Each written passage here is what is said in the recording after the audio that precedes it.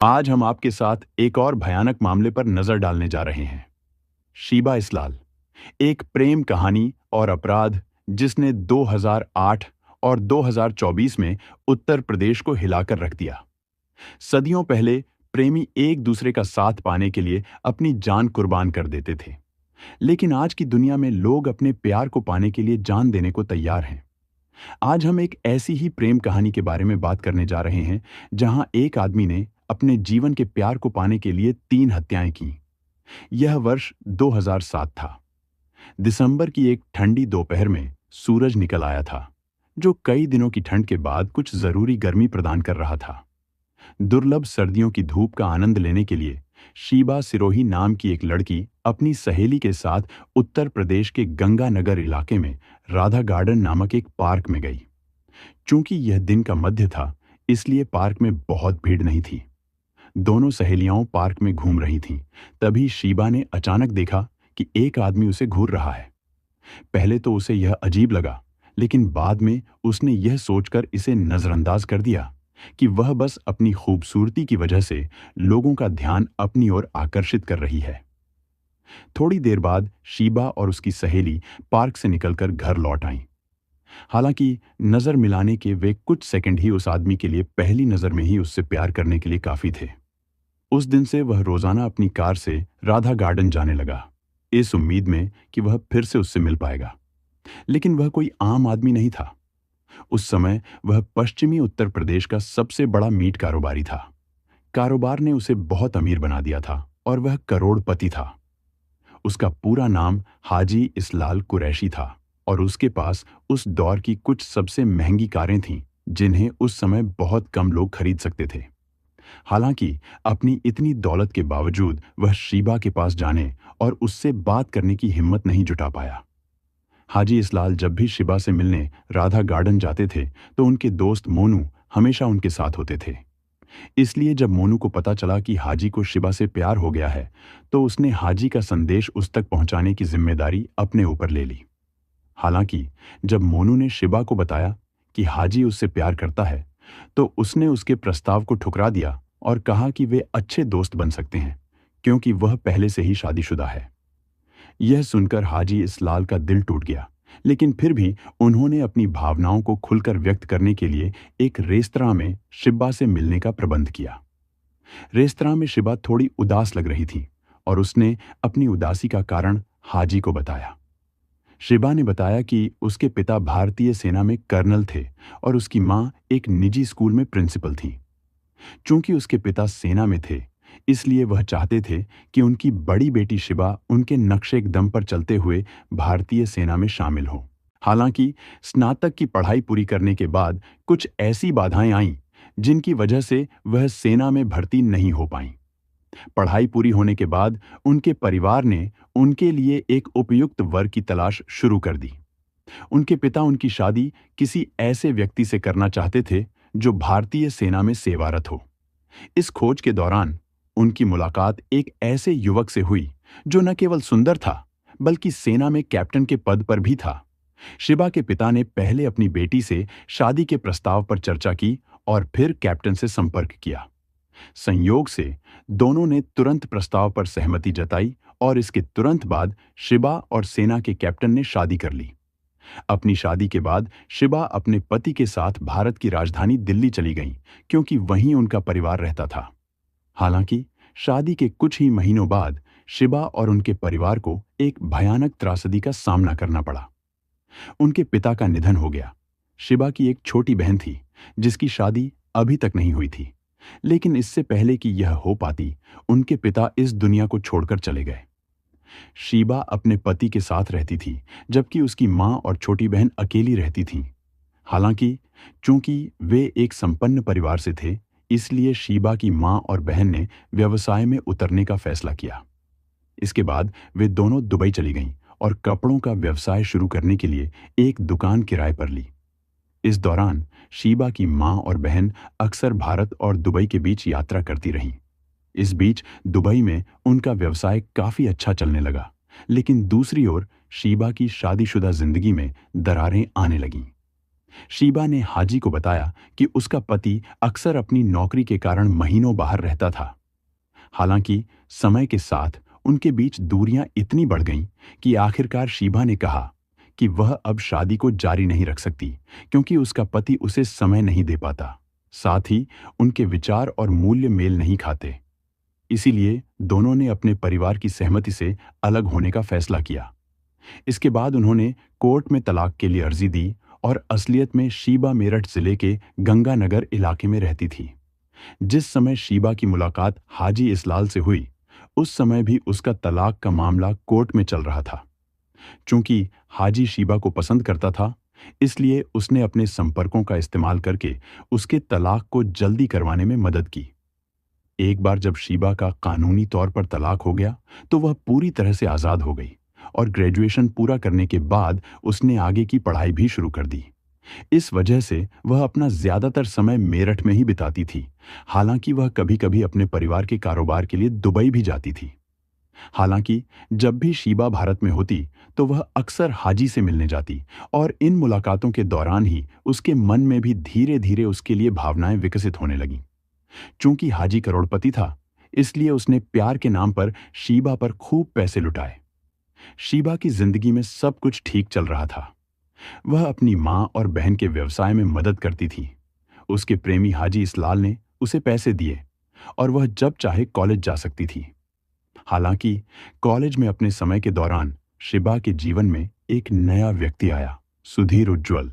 उसी कॉलेज में master of commerce का छात्र था। साथ में पढ़ते पढ़ते दोनों अच्छे दोस्त बन गए। लेकिन जैसे जैसे समय बीतता गया, सुधीर उज्ज्वल के दिल में भी शीबा के लिए भावनाएं पनपने लगीं और वह उससे एक तरफा प्यार करने लगा। हालांकि उनका रिश्ता काफी मजबूत था, क्योंकि शीबा कॉलेज में सुधीर से लंबी लंबी बातें करती थी और कभी कभी वे अकेले ही कॉफी या खाने के लिए किसी कैफे या रेस्टोरेंट में भी चले जाते थे। लेकिन यहां गौर करने वाली बात यह है कि इस दौरान हाजी इस्लाल भी उसकी जिंदगी में था। सुधीर इस बात से अनजान था, इसीलिए एक दिन उसने शीबा को कॉलेज में बुलाया और उससे अपने प्यार का इजहार किया। हालांकि शीबा ने जवाब में कुछ नहीं कहा और शांति से चली गई। यह देखकर सुधीर थोड़ा उलझन में पड़ गया, क्योंकि उसे अपने प्रपोजल का कोई जवाब नहीं मिला था। कई दिन बीत गए और शीबा कॉलेज आती रही और सुधीर से मिलती रही। हालांकि रोजाना की बातचीत के बावजूद जब भी सुधीर ने अपने प्रस्ताव पर हाँ या ना में जवाब मांगा, शीबा ने कभी उसे जवाब नहीं दिया। सच तो यह था कि वह सोच रही थी कि उसका भविष्य हाजी के साथ उज्जवल होगा या सुधीर के साथ। इस दौरान शीबा हर छोटी छोटी बात पर ध्यान दे रही थी, लेकिन अंत में धन और पद के मामले में सुधीर और हाजी के बीच का अंतर उसके सामने स्पष्ट हो गया। शीबा को एहसास हुआ कि एक तरफ हाजी इस्लाल थे, जिनके पास अपार धन था, और दूसरी तरफ सुधीर उज्ज्वल थे, जो बिना किसी नौकरी के एक सामान्य कॉलेज छात्र थे।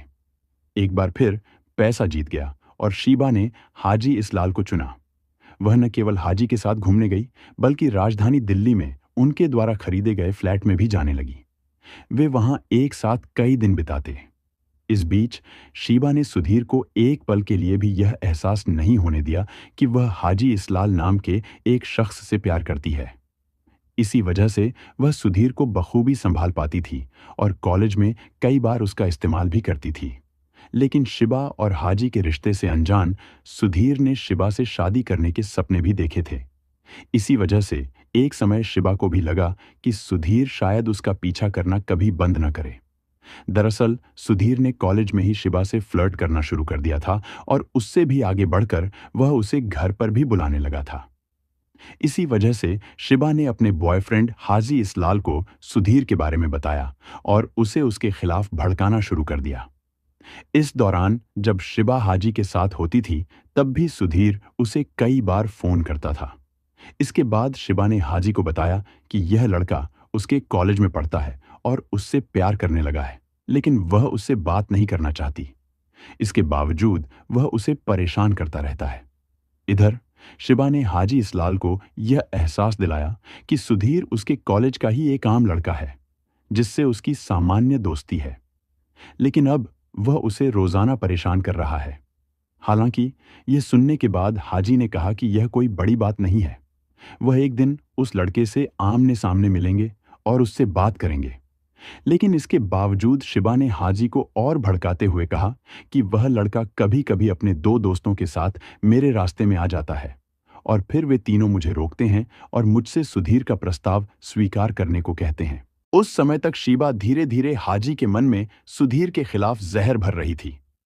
लेकिन जब उसने रास्ते में रोके जाने का जिक्र किया तो हाजी इस्लाल भी सुधीर और उसके दोस्तों पर भड़क गया। इसके बाद हाजी ने शीबा से सुधीर के दो दोस्तों के नाम पूछे तो शीबा ने बताया कि वे सुनील ढाका और पुनीत गिरी हैं।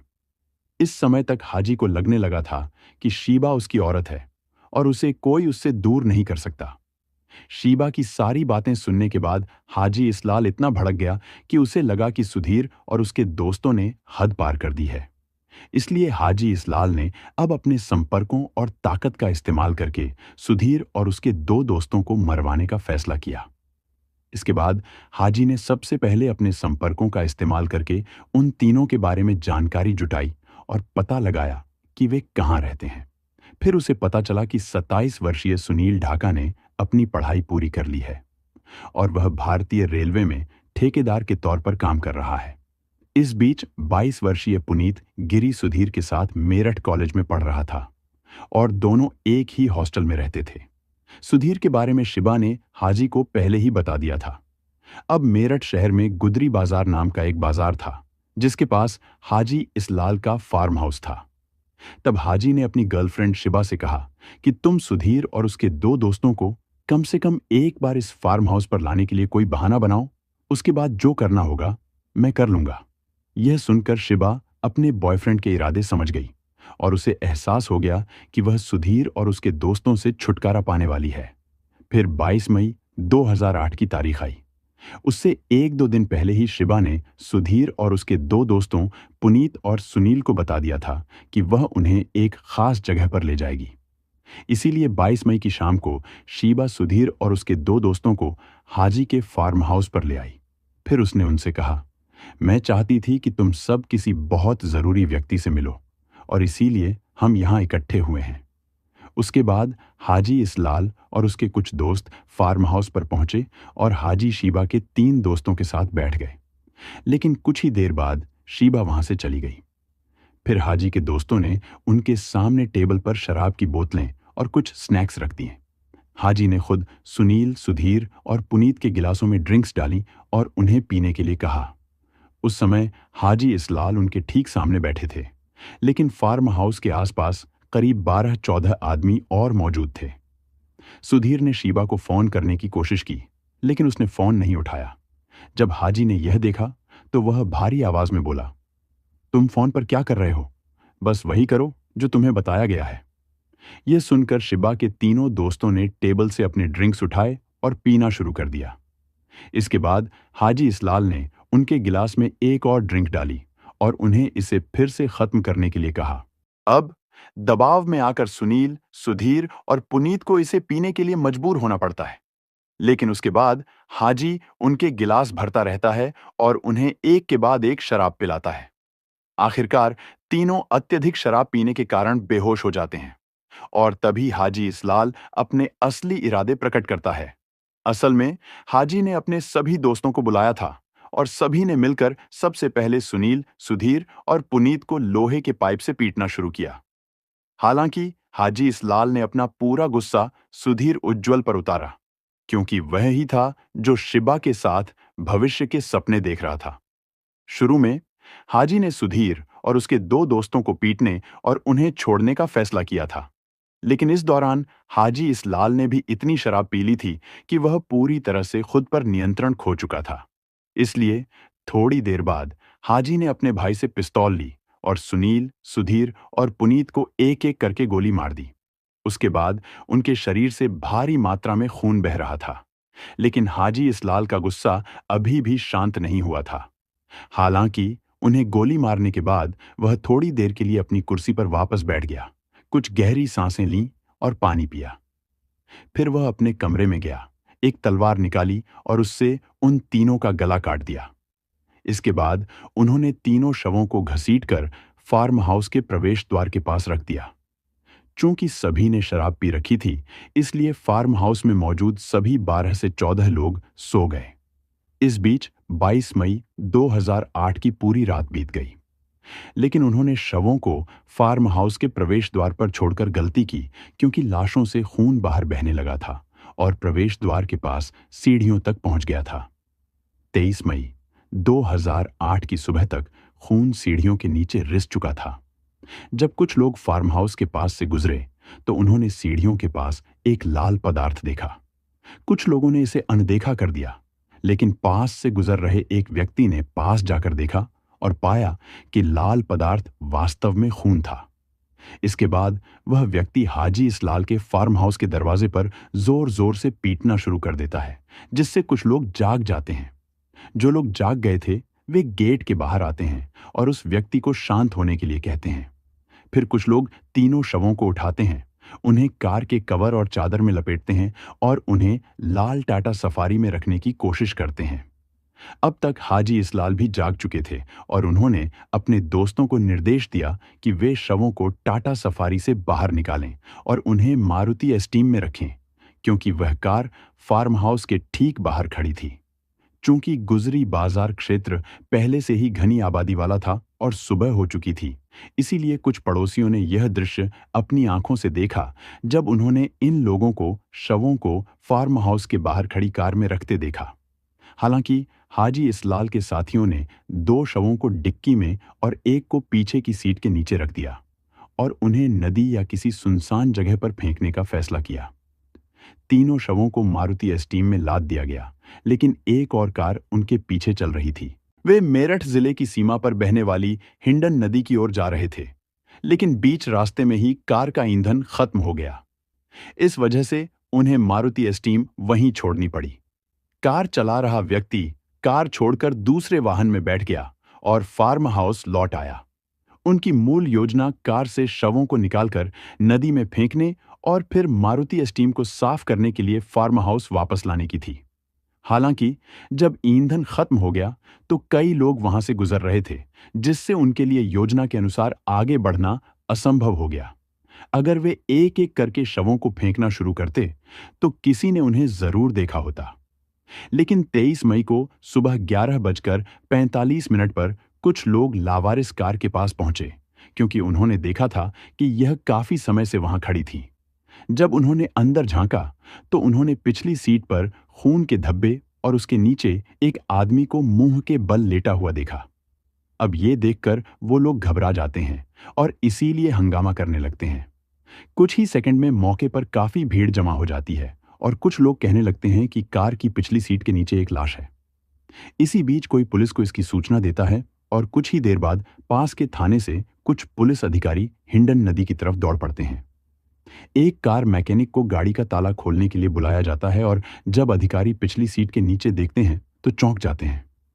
उसके बाद पुलिस कार की डिक्की भी खोलती है और अंदर जो कुछ पाती है वो और भी चौंकाने वाला होता है। अंदर 2 और लाशें थीं और तीनों पीड़ितों को बेरहमी से पीटा गया था और उनकी गर्दन पर गहरे घाव थे। साथ ही कार से एक फटी हुई चादर बरामद हुई। स्थिति की गंभीरता को समझते हुए पुलिस तुरंत फॉरेंसिक विशेषज्ञों को घटनास्थल पर बुलाती है। फॉरेंसिक टीम को पता चलता है कि तीनों पीड़ितों को भी गोली मारी गई थी। फॉरेंसिक जांच पूरी होने के बाद पुलिस एम्बुलेंस बुलाती है और तीनों शवों को पोस्टमार्टम के लिए अस्पताल भेजती है। जांच के दौरान पुलिस को एक पीड़ित की पैंट की जेब से एक सेल फोन मिलता है और बाद में इस सेल फोन से पीड़ितों की पहचान करने में मदद मिलती है। शाम तक सुनील, सुधीर और पुनीत के परिवार अस्पताल पहुंचते हैं और तब पुलिस को पता चलता है कि सुधीर और पुनीत मेरठ कॉलेज के छात्र थे। उसी शाम तक यह खबर मीडिया में आ चुकी थी और अगली सुबह 24 मई को राष्ट्रीय समाचार चैनलों ने भी इस खबर को कवर किया। जल्द ही मेरठ कॉलेज के छात्रों को पता चला कि उनके 2 साथी छात्रों की बेरहमी से हत्या कर दी गई है। जवाब में छात्रों ने विरोध प्रदर्शन शुरू कर दिया और मांग की कि मेरठ शहर को एक दिन के लिए बंद कर दिया जाए। उस समय स्थिति इतनी खराब हो गई थी कि पुलिस को अपनी जांच तेज करनी पड़ी और कार के रजिस्ट्रेशन नंबर का इस्तेमाल करके उन्होंने जल्दी से पता लगा लिया कि कार किसकी है। कुछ ही देर बाद पुलिस हाजी इस्लाल के घर पहुंची, लेकिन वह पहले ही भाग चुका था। हालांकि जांच के कुछ ही घंटों के भीतर पुलिस ने उसे पकड़ लिया। पुलिस ने जब हाजी इस्लाल से पूछताछ शुरू की तो उसने तुरंत अपना अपराध कबूल कर लिया। इसके बाद हाजी ने अपनी पूरी कहानी बताई और बताया कि उसने ये तीनों हत्याएं अपनी गर्लफ्रेंड शीबा सिरोही के कहने पर की हैं। इस पूछताछ में हाजी इस्लाल ने अपने भाई समेत कुल 12 लोगों के नाम बताए। इसके बाद पुलिस की टीमें सभी 12 लोगों को पकड़ने के लिए गईं और एक स्पेशल टीम शीबा को गिरफ्तार करने के लिए गई और उसे थाने लेकर आई। इसके बाद पुलिस ने हत्याओं के पीछे की पूरी कहानी, चार्जशीट और कुछ गवाहों की गवाही दर्ज करके आधिकारिक तौर पर केस कोर्ट में पेश किया। हालांकि 2008 से कोर्ट में चल रहा यह केस 2024 तक खत्म नहीं हुआ। इसके 16 महीने बाद यानी 2010 में तीनों हत्याओं की आरोपी शीबा को जमानत मिल गई। उसने तुरंत दुबई का वीजा लिया और वहां अपनी मां और बहन के पास रहने चली गई। इसके बाद शीबा कई सालों तक दुबई में आराम से जिंदगी गुजारती रही। इस बीच मेरठ जिला एवं सत्र न्यायालय में मामला धीरे धीरे चलता रहा और पीड़ित परिवार न्याय की प्रतीक्षा में 16 साल का लंबा समय गुजारते रहे। फिर जुलाई 2024 में इस मामले की अंतिम सुनवाई तय हुई और शीबा को दुबई से भारत वापस बुलाया गया। हालांकि शीबा बिना किसी परेशानी के भारत वापस लौट आई। दरअसल हाजी इस्लाल ने केस जीतने के लिए वकीलों पर खूब पैसा खर्च किया था और शीबा को पूरा भरोसा था कि वे सफल होंगे। हालांकि अंतिम अदालती सुनवाई से पहले ही हाजी इस्लाल के 2 दोस्तों की मौत हो गई थी। लेकिन फिर 16 साल बाद 5 अगस्त 2024 को मेरठ जिला एवं सत्र न्यायालय ने आखिरकार इस मामले में अपना फैसला सुनाया। अपने फैसले के दौरान जज ने इस मामले में हाजी इस्लाल और शीबा समेत कुल 10 लोगों को उम्र कैद की सजा सुनाई। इसके अलावा जब हत्या की गई तब हाजी इस्लाल का एक दोस्त नाबालिग था, जिसके कारण उसे विशेष गृह किशोर जेल में रखा गया था। जब फैसला सुनाया गया तो अदालत में भारी भीड़ थी और कड़ी पुलिस सुरक्षा के बीच सभी आरोपियों को जेल ले जाया गया। हालांकि शीबा, हाजी इस्लाल और उनके अन्य साथियों ने कहा कि वे जिला एवं सत्र न्यायालय के फैसले को इलाहाबाद उच्च न्यायालय में चुनौती देंगे। लेकिन इन 16 वर्षों में हम कल्पना भी नहीं कर सकते कि तीनों पीड़ितों के परिवारों ने क्या-क्या सहा होगा। फिलहाल आरोपियों ने मेरठ जिला एवं सत्र न्यायालय के फैसले को लेकर इलाहाबाद उच्च न्यायालय में समीक्षा याचिका दायर की है और मामला अभी भी वहां चल रहा है। हम इस मामले पर नजर रखेंगे और भविष्य में कोई नया अपडेट आएगा तो हम उसे अपने चैनल के कम्युनिटी पोस्ट में जरूर शेयर करेंगे। तो इसी के साथ सनसनीखेज गुदरी बाजार ट्रिपल मर्डर केस यहीं खत्म होता है। अगर आप हमारे प्रयासों की सराहना करते हैं तो इस वीडियो को लाइक और शेयर करें। अगर आपने अभी तक सब्सक्राइब नहीं किया है तो अभी करें। धन्यवाद।